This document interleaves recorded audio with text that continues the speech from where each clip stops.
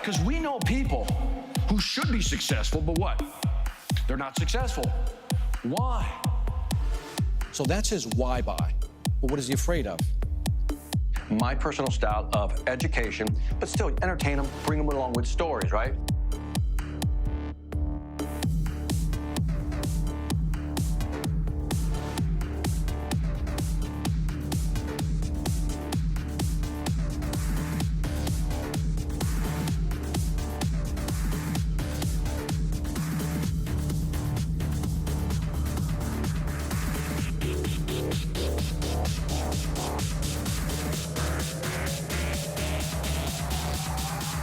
Who do we want to learn from? People who are what? Killing it. If you're a real man, what do you do? I'm not the only one. You can't wait to tell your spouse. You can't wait to tell your colleague. You can't wait to go to work and tell somebody. And you're like, oh my God, I can't wait. So what happened? If you haven't seen my TV show, you should get cable. That's what we need to do. From doing a TV show to doing corporate events, I've been so lucky to connect with many passionate entrepreneurs worldwide. Learn from a business perspective. Because this is the formula for success, no matter who you talk to. Attitude will drive your behavior. Would you agree? And your behavior will drive your consequences every single time. All right, we got the concept. Okay, we got the concept. We got the equipment, right? We got the brand. You guys got that. And then again, we got the content that we create. That's the easy part. This is the big one, the big C, which is the commitment. What should you do? That's right. All right. 10Xers, do not fail me. True test. Here it comes. There's skill, and then there's will. Listen to what I'm saying. There is skill, and then there is will. And here's the interesting thing. I know a lot of people who have a lot of skill, but have no what? Will, right? You ever look at somebody who's successful, and you say, why them, why not you? Yes, okay, that's me too. You have more control, but your costs are also going to be what? Higher. Now, here's where some of the magic is starting to kick in. You can talk to any CEO in the B2B business, any CEO. You walk into his office and they only care about three things. People too. Yeah, you with the suit, put it up. There you go. I hope you can see this. I'll try to draw big. Let's pretend for a moment that I had 7 territories. You remember I wrote that out? Yes or no? Boom. Territory 2, territory 3, all the way to territory number what? 7. So now I've segmented my market. So content is going to start being created by machines. And I'm telling you right now that those people, you guys, the content creators that connect with people are the ones that are going to win. Some people think, well, it won't work for my industry. Really? It'll work for any industry. Trust me. The majority of the time when we're looking to fix something, repair something, or learn something, where do we go? YouTube. We don't even want to read anymore. We go to YouTube. Tell me if I'm wrong. Tell me if I'm wrong.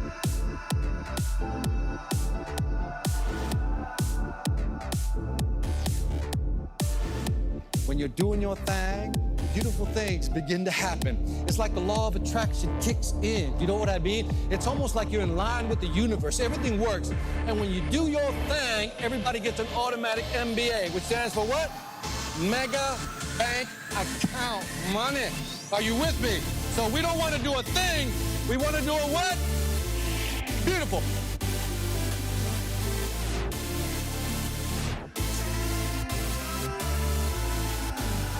All right, put it all together for Victor Antonio. Here we go. All right, there we go. I'm not here to mess around. You ready to learn? Yes or no? That's how it works in today's market. Whether it's B2B or B2C, you see the similar pattern. How do you just, in other words, say you got to start doing these things, pushing them, but also encouraging them. Oh, look at this. This is where it gets... Dude, this is like so interactive with audiences, man. Can you imagine this with your customers? Check this out. Now, what does all this have to do with selling? It has everything to do with selling.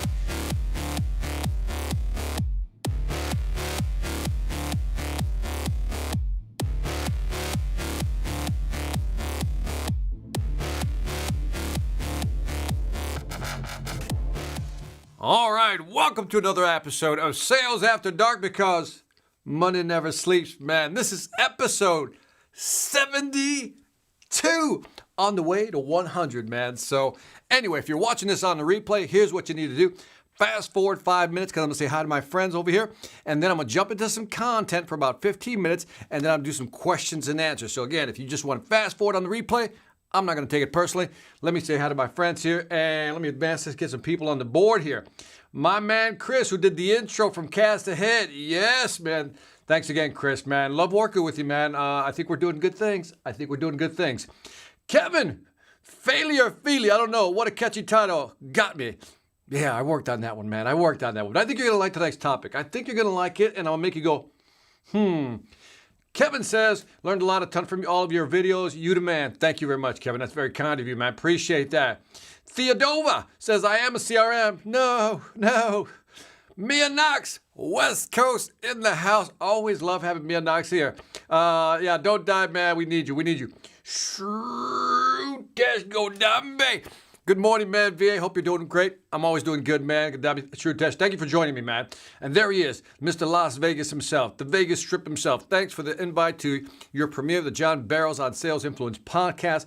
Excellent interview, and I thoroughly enjoyed it. Who's up next? Up next is Sam Silverstein. I'll be posting the video tomorrow, and then the podcast should be up right now, actually. So for those of you who haven't checked out my Sales Influence podcast, please do. Sales Influence podcast. I started something called, within the podcast, a Sales Influencer series. And first up was John Barrows. Now, if you don't know who John Barrows is, you got to listen to the interview or watch the interview, depending on what you want to do. It's on YouTube as well. But John Barrows is he's a sales trainer, and he's like right down the pipe. And I like the guy because he's straight up East Coast, no BS. And in there we have like a real conversation. You ever listen to podcasts and you want people to have real conversations? Don't give you all the the nice things you want to hear. If you want to hear a real conversation on sales between two sales dudes, that's the one to watch. So thank you for bringing up Brian. So again, Sales Influence Podcaster, check it out. Next up is Sam Silverstein on accountability. Milwaukee back in the house. Good evening, everyone. Right back at you, Chris, man. Thank you for joining me. Marco Polo, Milwaukee back in the house. No, please don't tell me CRM is dead. I'll let you decide. Chris Stone is saying, that's right, ABC, attitude drives behavior, drives consequence. Simple rule, man. Marcos, let me see you talking there. Beautiful. We got Freddie Corona desde Las Vegas. Saludos, hermano. Thank you for joining me, Freddie, man. Great to connect. Hector Wright. You got to love that name, man. I love the way you did that. Greetings from El Salvador. Saludos, hermano. Saludos. Let me see. We got Kamal Badwal. Hi, everyone. Right back at you. Kush Patel. What's up, VA? Right back at you, man. Sup, brother from Austin, Texas. That's what I'm talking about. You just go sup. That's all you need to say. Sup. That's it. I love it, Rob. Thank you, man. Double P's in the house from Cleveland, Ohio, man. Hi, Gator. Looking forward to learning, man. As always, thank you for joining. Oh, where has this guy been? This is one of my favorite names. Buddy Black. Where have you been, Buddy Black? I've been missing you, man. The man with the plan. Thank you, Buddy Black, for coming back. I didn't mean that to rhyme. Taroom. Boom. Thank you for coming. Spencer Riley, man, in the house. Chris Den says, Barrows is the truth, man. He is. He gives it to you right there, right between the eyes. And Gerald Polk from St. Louis, Missouri, man. Thank you for joining me. Alex, jumping in late from Houston, Texas, man. I love it, man. Thank you for coming here. All right, now, let me get into this topic right now. Got to go. First of all, I had a discussion with John Barrows. We were talking about things, and I've done several interviews. I got some really good interviews coming up on the Sales Influence podcast. And I recently started doing these interviews. The guy I interviewed yesterday or day before yesterday was Dave Shaby from, he wrote the book Virtual Selling with two other gentlemen, and he's from the RAIN Group. I mean, just really high-level, intellectual, in-depth thinking conversations. And that got me to thinking about what is the future of CRMs? Have that in mind. I'm doing these interviews and I'm hearing all these wonderful perspectives, right? That's kind of like what I'm trying to do, is trying to garner all these different perspectives, see what's going on in the market, right? From all, whether it's a sales trainer, consultant, or business owners who are in the sales business, what's going on in the market? And I'm going to try to do some of that, figuring it out for you. And then if you go to the show notes, I was watching a webinar by Daryl Prale, who's the CRO, used to be the CMO, now he's the CRO. He's a C-suite guy. And super cool guy. I've met him once, in an interview with him once, great guy. And he was doing an interview with a guy from something Barker. I forgot his first name. Oh, I know I was going to forget his first name. But anyway, it's in the show notes from Sales Hacker. And they're having this conversation. And again, it's around the future of automation technology and all that. And Daryl and Barker were showing this one slide, and that's the one slide I want to show you tonight. And we're going to talk about this one slide. There's so much stuff packed in this one slide that I was like, this is what I've been looking for, like a good explanation. And then let's talk about where the future is going. I know I'm not being specific, but let me show you the graph. So let me just show you this right here. And I want to zoom in on this, and I'm going to walk you through it slowly. Let's see if we can kind of do a little, let's see. Oh, look at that magic. Wow, check it out. Gotta love the technology, right? So check out this slide, man. And I'm going to go through this slide. It's the only slide I got for you tonight, okay? It's the only slide I got. But I think we need to talk about terminology like that we can understand what that is, right? Because I want you to understand what is going on up there, because that's the future up there. And I'm going to tie it all together. But I'm going to also give you a third funnel of what's going to happen. I'm telling you, I think I got this thing figured out. And that's why I titled this The Death of the CRM. It should have been a question mark. Let's walk through it. So let me go through this slide real quick here. And then, like I said, we'll talk about it and come. Let me zoom in on this thing from this angle. See if I can do that right there. And so I want you to look at this side, right? Just this side, right? And so let's look at what marketing really is. And I guess I really do have to zoom in so you guys can see that. Hold on one second. Let me just do that. Just playing with some buttons here. Now, let's look at this side right here. Just got this side right here. Let me change my pen here. Sorry about that. Let's look at this side right here. Okay, let's look at that side right there. And let's kind of walk through this slowly. And again, this is just a matter of us defining terms. That's all we're doing is defining terms, okay? We're defining terms. And then I'm going to move to this side of the funnel. And then we're going to go to a third funnel. The drama builds, right? The drama builds. So let's look at, we got marketing right here. So what's the function of marketing? Let's go through the definitions. And I know most of you know this already, but I think if we just define terms first and then go into the conversation, it'll be much better. So this is like an MBA in sales quickly. So in marketing, you say, look, I need to go after a target market. What's my target market, right? And so you go after a target market. And what they mean by active demand is that people are now actually interacting. You got audios, you got to get that. All right, I don't know if that helped, but are you guys back? I think I might have lost you guys. But anyway, so let me do it this way. I want to make sure this doesn't lock up. I want to make sure this doesn't lock up. All right, so hopefully you guys are still there. I know it dropped. I think it dropped. By the way, did it drop? Hold on a second. I think it dropped for a while. Let me go back to the beginning real quick in case we missed it. So target demand is right here. We go to target demand. This is marketing's job to figure out who they're going to go after. Then they're going to try to find active demand, people who are going to engage with the content, right? Target segment markets that are going to engage with your content. Then as we move through the funnel, the SDRs kick in, right? This data is passed on to the SDR. The SDR is a sales development rep. Sales development rep. So the sales development rep, also more like an inside salesperson, is going to see what the engaged demand is, who's engaging, and then they're going to prioritize. Now, this is why I think the thing froze up. Let's talk about what that means. When they prioritize, actually, who's engaging with your content, somebody comes to your website, and again, if they give you the email to download a study, you get a score. If they watch a video, they get a score. If they finish watching the video, they get a higher score.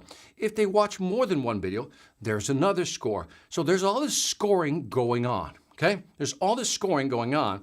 And what they're trying to find out, the SDR is trying to find out is how serious is this person about wanting to buy our product before we reach out. If the score is high enough, so to speak, there's a lot of engagement and it's scored to a certain threshold, then the SDR is going to begin the engagement process. Little reach out comments, little texting, little email just to reach out and engage and actually set up maybe a small demo with that potential client. That's what's happening here in the SDR range, the sales development rep. Then, if the sales development rep says, you know what? This is a qualified lead. This is a good lead. I'm going to pass this on to sales, or an AE, which is an account manager. And again, I'll zoom in. An AE, which is an account manager right there. And so all of a sudden, the sales process begins, right?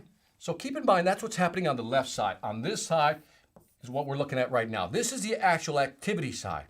Now, how do you manage all this? How do you manage all this? Well, you need technology to manage it. I'm getting closer to the CRM piece. You need technology to manage this stuff. So, when you look at the target demand and active demand, how do you do that?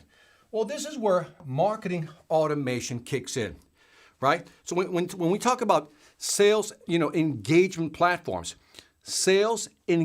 platforms, one could also say that's also like a marketing engagement platform. This is all marketing automation. Again, inbound leads. Let me zoom in so you can see this. Again, it's a great slide. We talk about where the inbound leads are coming from. How do you nurture those leads? How do you score them? And how do you profile them before you pass them over to the SDR? Again, the sales development rep. Now, the sales development rep says, hey, I got me what is known as a MQL, zooming in again, which is a market qualified lead. That means marketing has given it their qualification. That does not mean that sales is qualified. So sales development, SDRs kick in. So the SDR now kicks in right here. Marketing passes on the lead here. And again, some of you may know this already. I'm just going through the basics. Now, if this is happening within sales development, this sales engagement, qualified leads using speed to lead, cadences, and persistence. So what's a cadence? A cadence is a certain rhythm. How many times I reach out. Think of marching to a cadence, right? In this case, you're basically sending out an email, you're making a phone call, sending a text, maybe chatting with them, whatever it may be. There's a certain cadence that you have that comes along with the playbook, what you're going to send out, what content you're going to use, how you're going to reach out, right?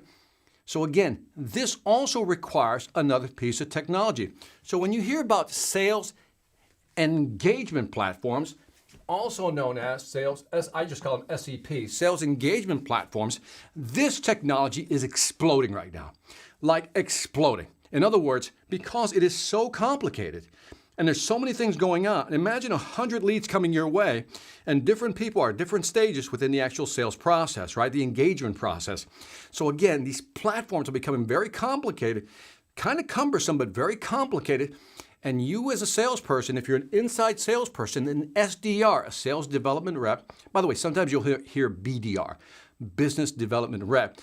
It's an inside salesperson that is looking to engage and qualify the opportunity of the person that actually came to the website, right?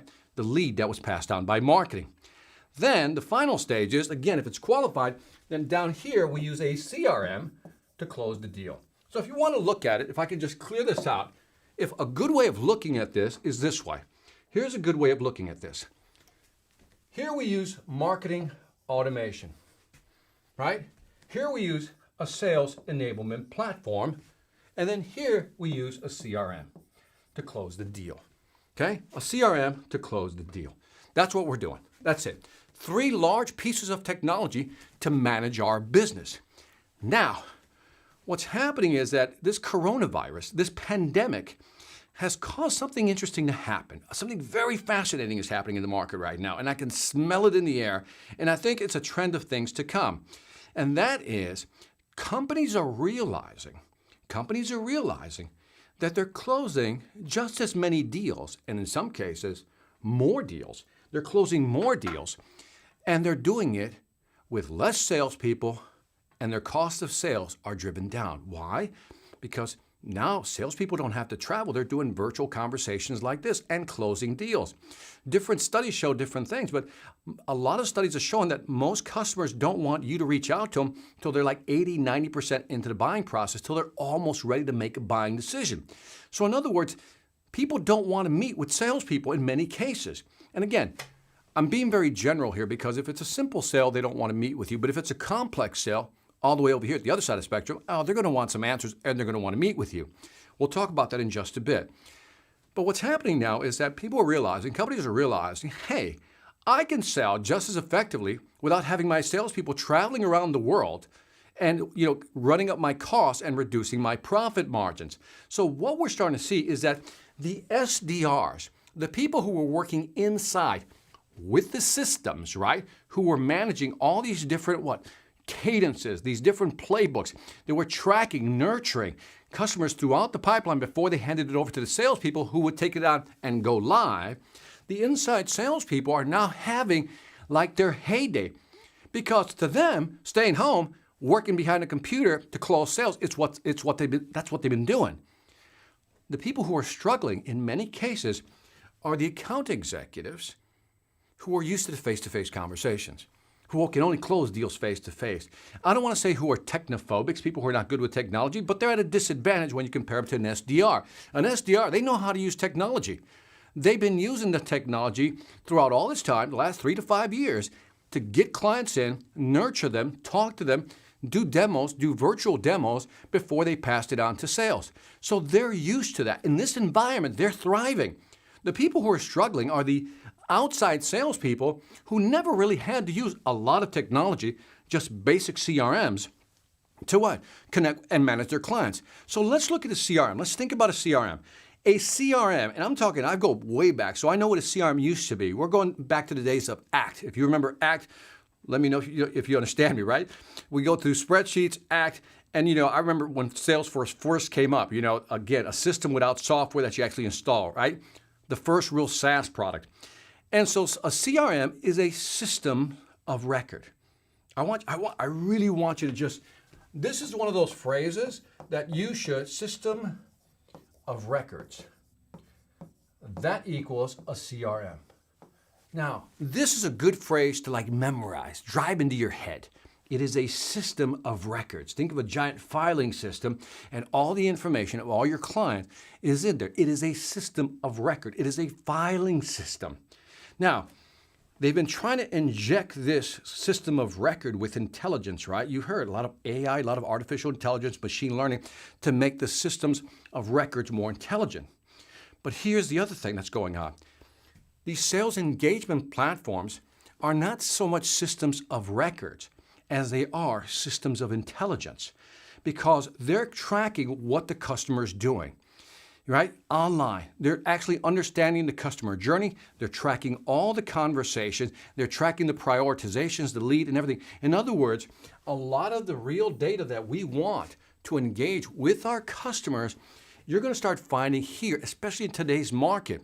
Again, it's hard to meet with customers. In fact, even if we could meet with customers, I interviewed I think it was the director of sales or director of technology director of product management for Chorus.ai. And he told me something that just blew my mind. Only 5% of the conversations between a salesperson and a client actually make it into the CRM. Only 5% of the conversations make it into the CRM. So in other words, it's a system of record. There's not a lot of intelligence in there because not a lot of intelligence is making it into the CRM today. Now, you go to an engagement platform, well, all the interactions are being maintained. Look, with a systems of engagement, sales engagement platform rather, everything that's happening with the customers up to that point through marketing, all the way down is being tracked. And what you're starting to see, this is the subtle thing that's happening, is that this CRM is being sucked up into that right there. So I don't mean to say the death of a CRM as we're going to kill the CRM. I think the CRM as we know it no longer really exists. What we have is something that's more of a sales engagement platform that will now be more like that, is what we're saying. And I think that's the biggest shift that we're seeing in the market today when it comes to selling. So it's not that CRMs are going away, they're being absorbed into a sales engagement platform. What does that mean? What does that really mean for all of us? Let's walk through it. If you don't understand technology, if you don't know how to use these platforms, we're talking beyond CRMs, if you don't know how to use these sales engagement platforms, you're going to be at a disadvantage as a salesperson in the future. I know what you're saying, but Victor, after we're through this, this virus, where everything returns to somewhat normal, we're still going to go back meeting with clients face to face.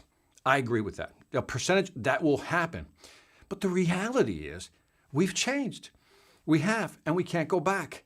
And the reality is that customers now are going to say, I don't really need to meet with you. I can just do a Zoom call for 20, 30 minutes. I don't need you to come fly out and see me and take me to go play a game of golf or take me out to dinner. Don't really want to do that. A little social distancing is still necessary. Again, all of a sudden, we've had a paradigm shift. And all of a sudden, business people who are willing to conduct transactions, beyond simple sales, even in the complex sale, are now saying, I am willing to use this technology to communicate with you. So this isn't going away. Virtual selling, remote selling, distance selling, it's not going away. And so what's happening is that more salespeople are going to be behind a computer closing deals in the future. And by the way, when I say behind a computer, I'm not saying you're not reaching out. You're reaching out via Zoom and you're reaching out via phone. We keep forgetting that the phone is virtual. You realize that, right? The phone is part of the virtual process. But all of a sudden, this omni-channel approach, phone, text, mobile, chat, video, whatever it may be, is now becoming a new reality. But the way you manage all these interactions with all these different clients is not so much a system of records anymore. Every individual client that's visiting the website, the lead that's handed down from marketing, will have its own customer journey through your company. And so what's going to happen is that you need a system, an engagement platform to track all these different types of engagement. So if a CRM has a linear process, because that's what we're told, right? You get a sales process and you put it in your CRM. But the reality is it doesn't work like that. This is kind of what we all have to admit to ourselves. We all like to think is, well, Victor, it's all about first, we do some prospecting, and then we set up the first meeting, which is a discovery meeting. After discovery meeting, we go into an examination of pain, dig for pain and all that good stuff, and then we do a presentation. We outline some options. We put together a proposal, and then we try to close the deal. That's a very linear way of looking at it. It's a very CRM, system of records way of looking at it. What I'm saying is that sales process is messy. It can go bounce front, back, back, forth, right? It's very messy. And so how do you track a messy process? If it isn't linear, a system of engagement. It now becomes a system of intelligence. And that's what you're seeing in the market is this big shift. Now, am I saying that sales is dead? No. Am I saying that complex sales is going to get harder? Kind of. Am I saying that you'll never have to use a CRM again? No. I think that customer relationship management system is now going to be sucked into a sales engagement platform that encompasses what we define as a CRM. So if the CRM was this big, we're going to layer more technology, more artificial intelligence, more intelligence as a whole to create a system that will work with you, the salesperson. I like to use the phrase sales cyborg. We're going to become sales cyborg. We're the human part working with the machine to close more deals. So is the CRM dead? No, not really. But is it going to transform? Is the CRM how we used to think about it, a system of records, kind of dead? I think it is, because that isn't enough anymore. You need an engagement platform to guide your salespeople in how to act or interact with your clients. And that is it for this Sales After Dark. So I'm going to take some questions right now. I'm dying to hear your feedback. Am I right? Is Victor crazy? Did he drink too much wine? I don't know. Let's find out. So let me back up. Let me see where you guys are. I know the video dropped out. I don't know why. Can't see anything on the screen, and hopefully you can still hear me. Let me see. You have a black screen on LinkedIn. I don't know why. Want more, Victor? Okay, great. By the way, would you recommend Outreach? Outreach is a great program. So Prestige, I'm going to start here.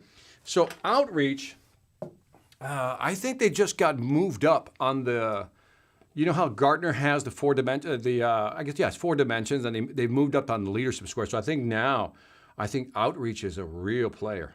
Do you know what I mean? They're in the upper right-hand quadrant of the Gartner matrix or quadrant. So they're a power player, man. They're a power player. So I disagree. Lunches are still in my industry.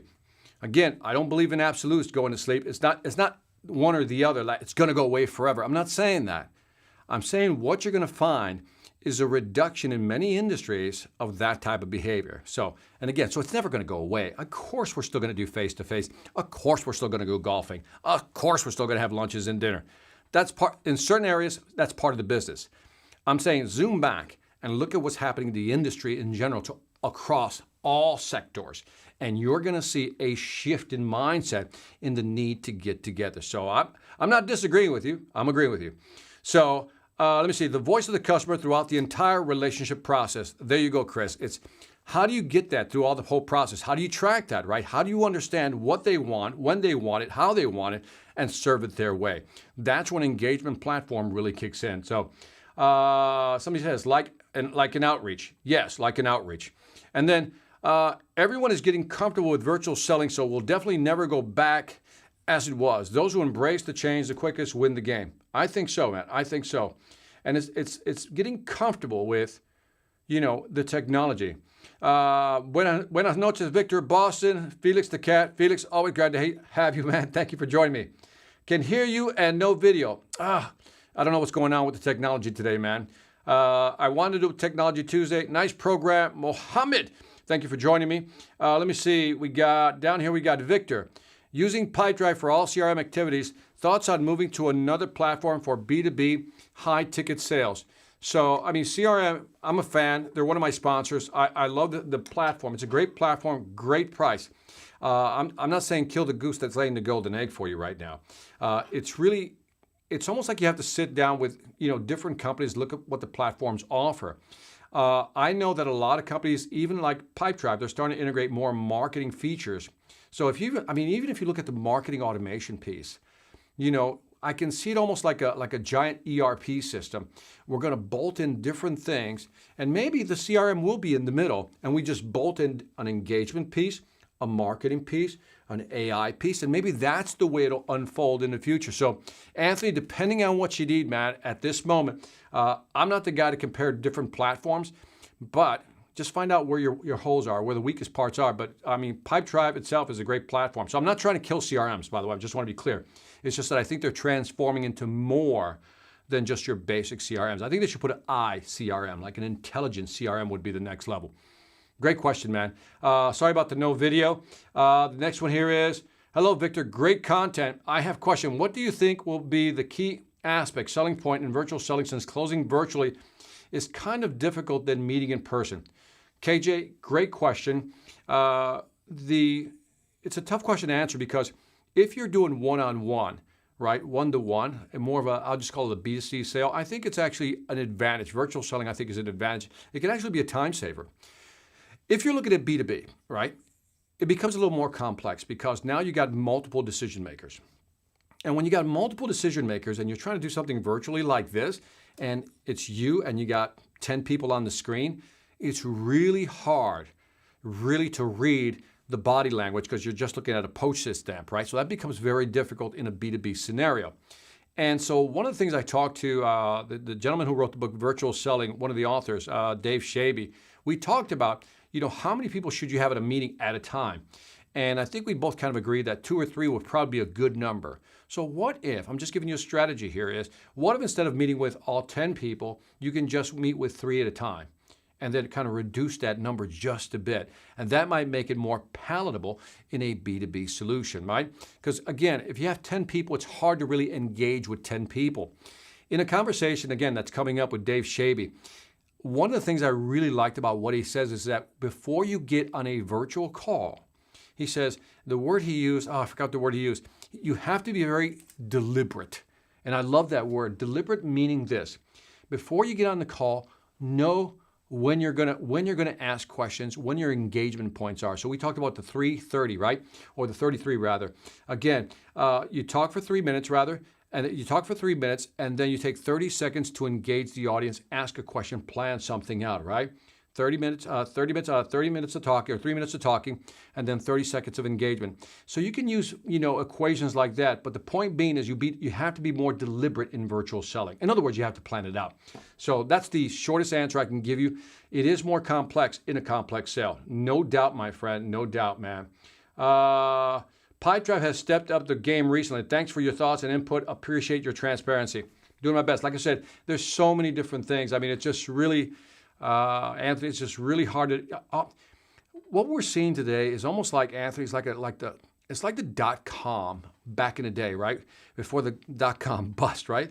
And that is, you are seeing a growth in these technology platforms company, whether they're virtual assistants, whether they're outreach programs, whether they're engagement platforms, enablement platforms. You're seeing an explosion of companies jumping into the market. And what we're going to see is, I saw one study said, 5 years ago we had about, I think it was 700 companies launching into the markets now. Now we have over 7,000 of these companies. And I think they're going to grow, but after a while, it's going to all shake out. And again, the most recent study I saw was the one on outreach that had just been moved up on the Gartner quadrant. And so, again, a lot of stuff out there, just so much stuff to look at. So Got it. Tarun said, you mentioned in an interview that with John that different markets will change at different paces. That's correct. Do you see this change will come quickly in APAC market, or is it targeted towards specific market? If you're talking about APAC, the Asian Pacific market, I don't know. I'm not qualified to answer that question. I'm just not. Because I think there's always like a delay, right? I think it's like, it's like a tsunami, right? There's this shift in plates, and then, 1 hour later, the actual wave hits the shore.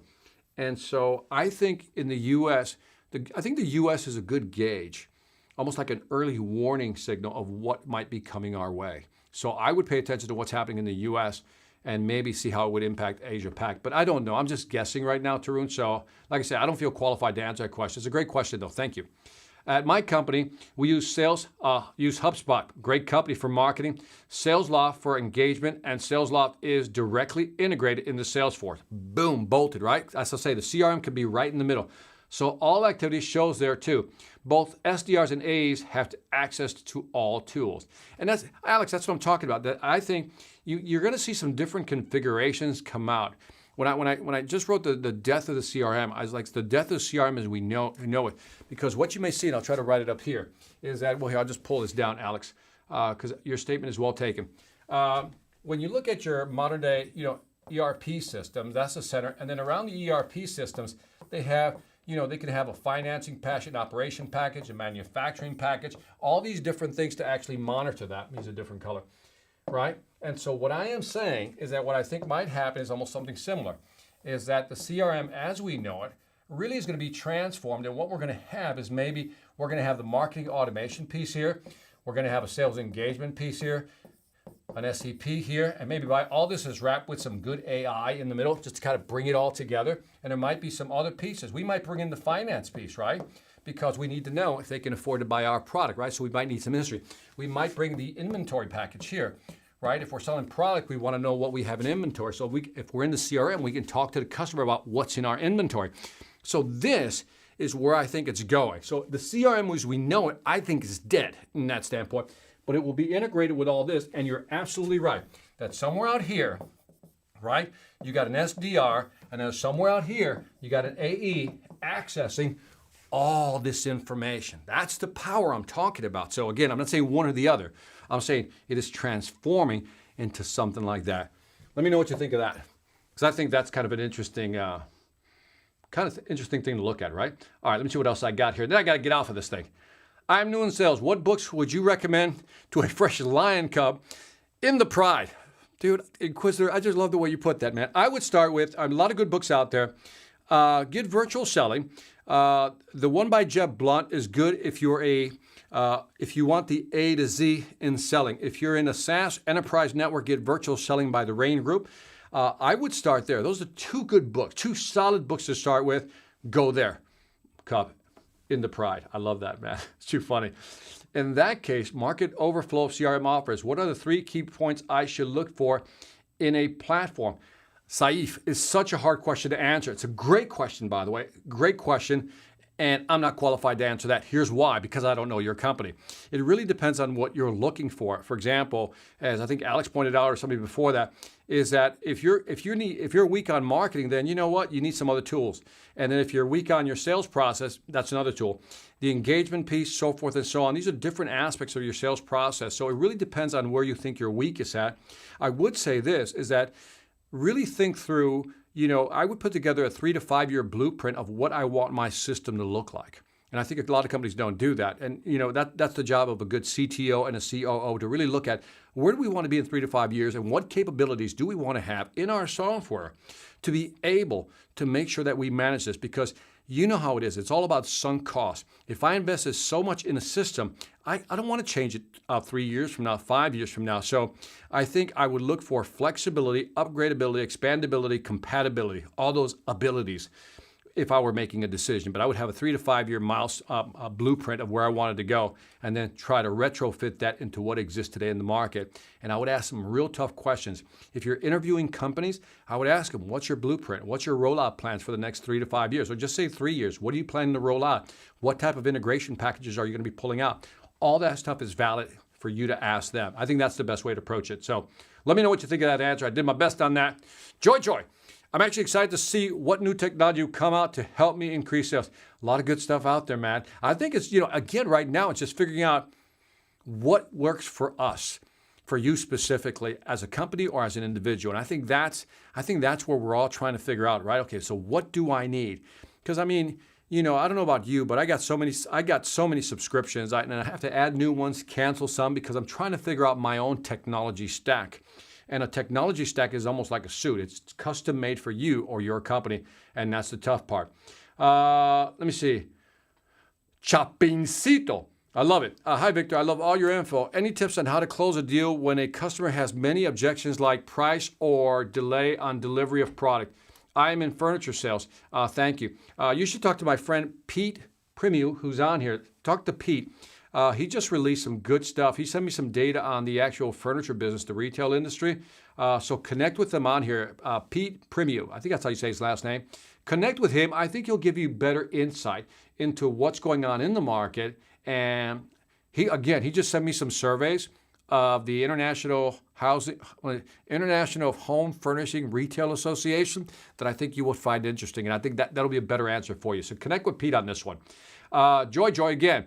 I wasn't checking out new technology before, but now I've started to embrace it, and it makes life a lot easier. If you find the right ones, Joy, it'll bring joy to your heart. How's that?